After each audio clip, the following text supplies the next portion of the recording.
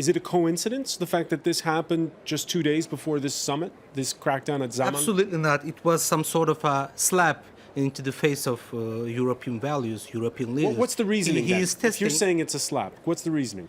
But because Donald Tusk, the president of European Council, was in town, he was in Istanbul, or excuse me, he was in Ankara, while the police were attacking the readers of Zaman, and he tweeted that we had a fruitful conversation with the President Erdogan. So.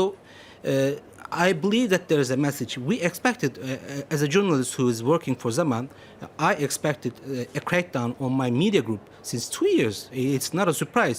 We didn't expect this kind of violence, but we did expect a kind of intervention. So it came 2 days ago, 3 days ago from this summit, this crucial historic summit. So it was a message. For Erdogan, in his mind, it is a political message given to the European leaders. You have to deal with this. It is clear as that. And the problem is that I don't approach this question as an ethics problem or a principle problem. Media freedom is key right now in Turkey. We have 50% of the population who does not vote for Erdogan. A lot of them even hates Erdogan. And then they don't have a media. There are only 2 TV channels with really modest financial conditions who still goes on, and 2 newspapers. After all, the media completely has been broken down. I think that Zaman, the takeover of Zaman, was the fatal blow, the death blow to the Turkish media. Başak Yavcan, do you agree that Recep Tayyip Erdogan chose his moment carefully and that it was timed to coincide with this summit, this seizure of Zaman newspaper?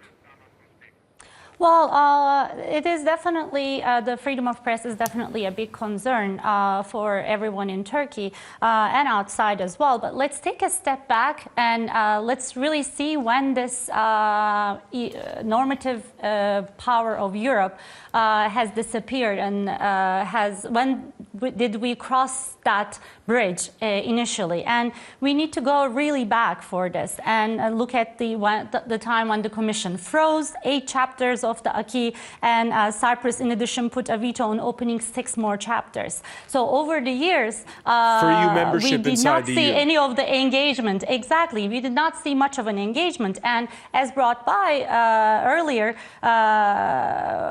put forward, the European Commission, right before the Turkish general national elections, announced quite unexpectedly that it had postponed its annual progress report on Turkey amid a key visit of the Turkish officials. Is it realistic to be talking about EU membership when it's closing down newspapers?